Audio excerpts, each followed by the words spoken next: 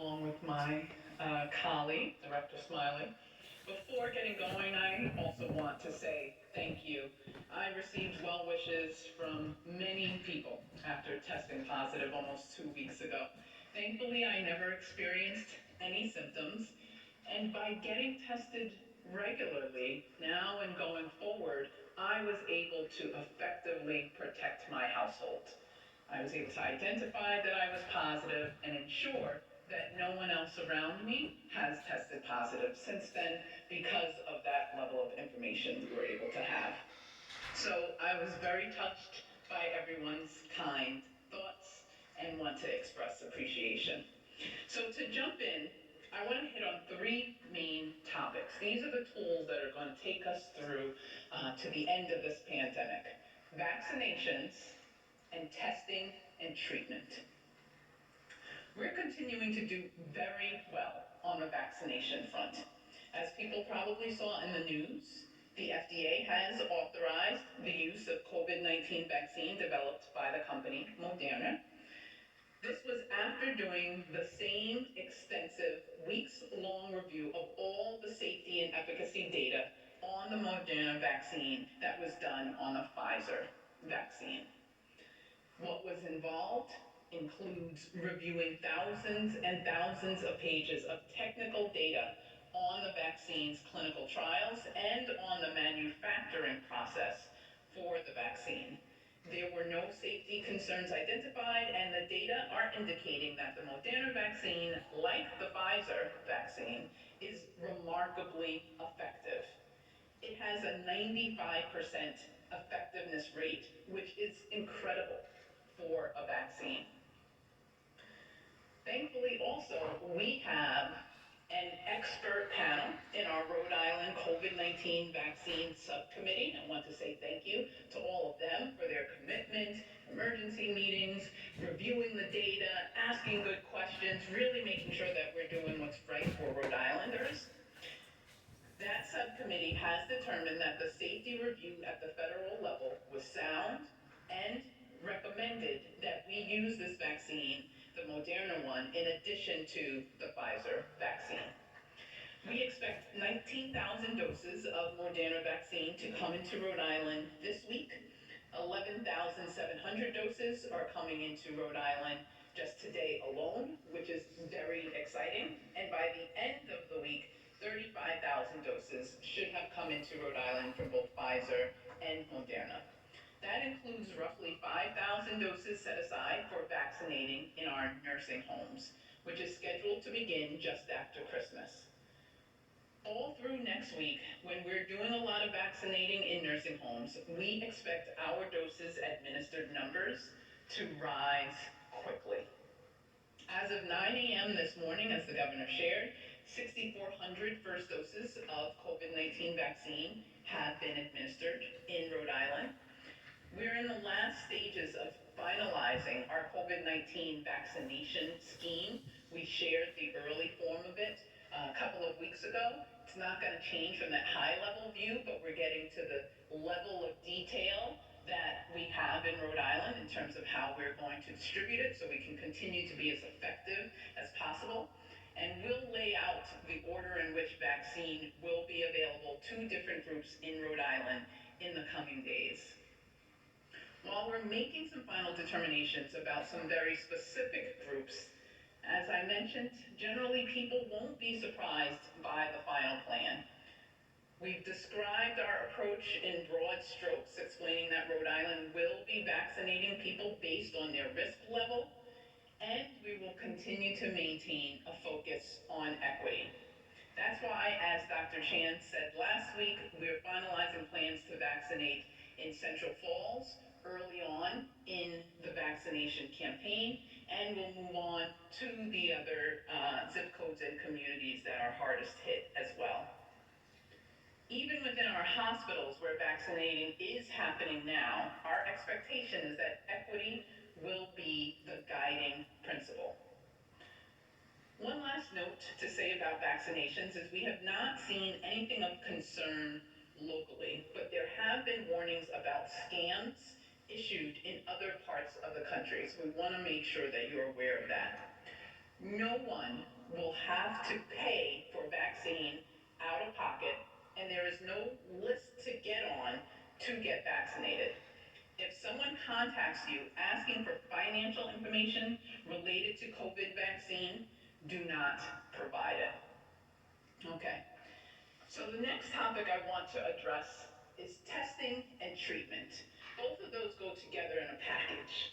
Dr. McDonald shared last week, as physicians, when you look at tests, you want to be able to do something with it. What information are we going to take from that so that we can handle things differently? And we want to make sure that everyone knows about the treatment options that are available. We're ramping up testing, we want to ramp up the treatment access to that at the same time. To start with the testing, as the governor's been sharing, we really want people to be tested. Testing is how we can get people to understand or know if they're positive, particularly if they don't have symptoms. I'm now the poster child for being able to do that, so that then you can make the changes you need to effectively protect your household. Stay in isolation, keep other people from receiving invisible spread of COVID-19. Testing is an excellent tool to be able to do that. We really want to encourage everyone to not only do testing, whether or not you have symptoms now, that's what we have expanded to. Even if you do not have symptoms, you should get tested, and also get tested regularly. You can do it up to every week, going and getting tested to get into that rhythm. That's a major tool to be able to protect the people in your household. To that end, we saw a lot of demand at the testing pop-up sites that we've held over the last few days. We've said we're going to take those steps to reach you where you are, and people are responding. I want to take a moment to clarify what these sites are for and what they're not for. Pop-up testing sites are about meeting people where they are. For example, if someone is already at the Warwick Mall, we want them to be able to get tested there. If someone is visiting another area, we want you to be able to have testing accessible to you while you are already there. If you're at Chapel View shopping already and have a few extra minutes to get tested, go do that. However, pop-up testing sites are not intended to be places where people should be going specifically to get tested.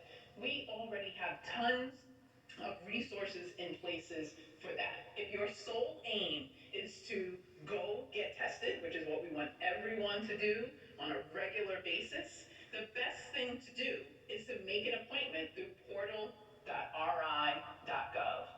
The team has worked extremely hard to make that accessible, to make it easy.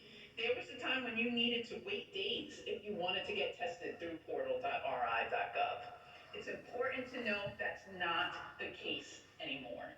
This is a way to avoid long lines for waiting. You can just go onto the portal, schedule your test, know where you'll go in, get the tests, and get out. We have invested an enormous amount of energy into building out our testing infrastructure. We have same-day appointments available every day at sites all throughout Rhode Island. You log in, you submit some information, then head to a testing site near you later that day, and you're in and you're out very quickly. No waiting, no lines, and no costs. It's free. Please take advantage of this. Going through portal.ri.gov is the fastest, easiest, most convenient way to get tested. And we want to continue to encourage that. This is a key tool to protecting your household the same way I did. At some of our sites, such as the Dunkin' Donuts Center, you'll have your result before you leave in 15 minutes. We have thousands of slots at the Dunk every day, and there is free parking in the North Garage. We want to continue to expand and make that accessible to you. We want to make sure that you take advantage of it. When you think about the fact that COVID-19 spreads very easily, and when you think about the fact that some people are very vulnerable to this virus, it's pretty clear that getting tested and then being being able to change your behavior if you're positive by going into isolation, protecting your household, keeping other people from getting infected, you then have the power to save a life. Particularly if you don't have symptoms and don't know that you're positive and there's risk for invisible spread happening to someone who could be at risk of a challenge because they develop symptoms or have underlying illness or they're a senior. Let's take that power into your own hands to save a life. Getting tested helps protect your household, your colleagues, your friends, the people that you love.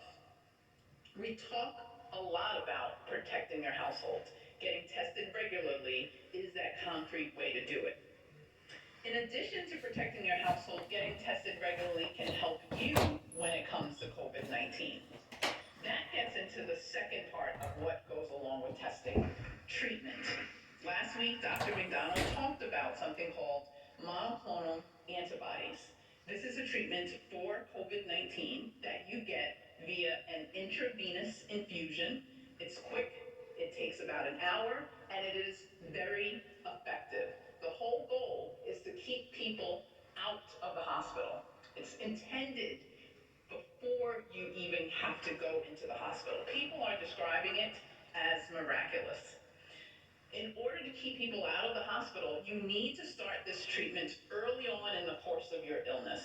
It's not as effective if you started a long time after you've been exposed and have been identified as positive.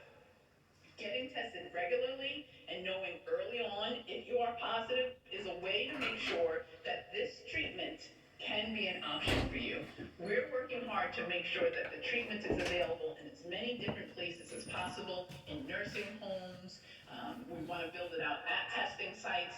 We have providers who are ready to work with you to get connected to treatment.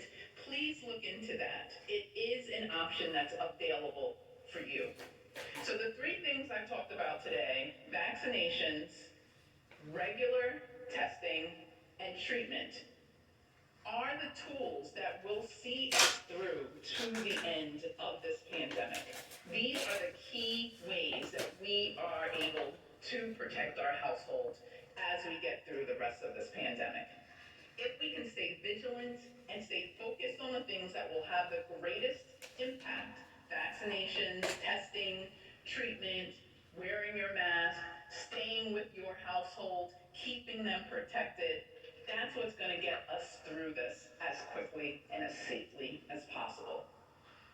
Before finishing and opening up for questions, I wanted to echo some of the gratitude that the governor expressed. It's hard to put into words the amount of appreciation that you can have being connected to such a large group of people who are committed and working so hard to make sure that Rhode Islanders are cared for.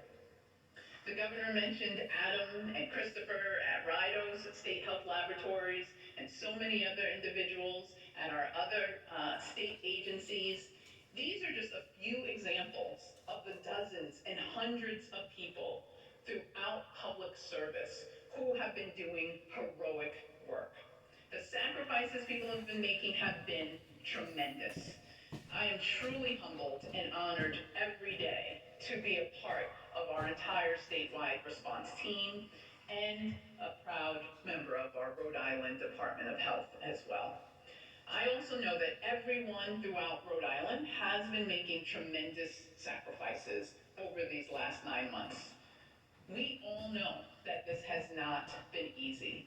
It's probably an understatement. For many of you, it's been the most challenging year of your life. I want to echo what has been stated in truly thanking you for your patience and your partnership and your commitment to protecting those around you and those that you love. I'd like to wish a Merry Christmas and a Happy Kwanzaa